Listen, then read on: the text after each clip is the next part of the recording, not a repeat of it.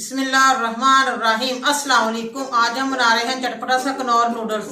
चटपटा सा Knorr noodles बनाने के लिए हमें चाहिए 2 पैकेट हमारे पास नूडल्स के हैं। मटर है हमारे पास, थोड़े से गाजर है कटी हुई बरीक। ये देखिए चूल्हा मैंने जला दिया, पैन मैंने ऊपर रख दिया चूल्हे पे। अब मैं 2 कप पानी डालने लगी।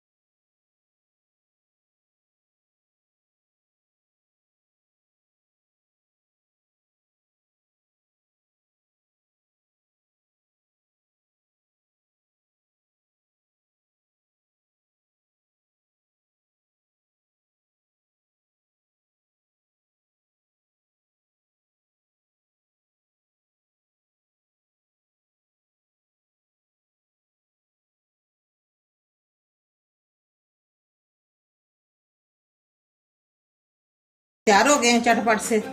अब मैं उतारने लगी।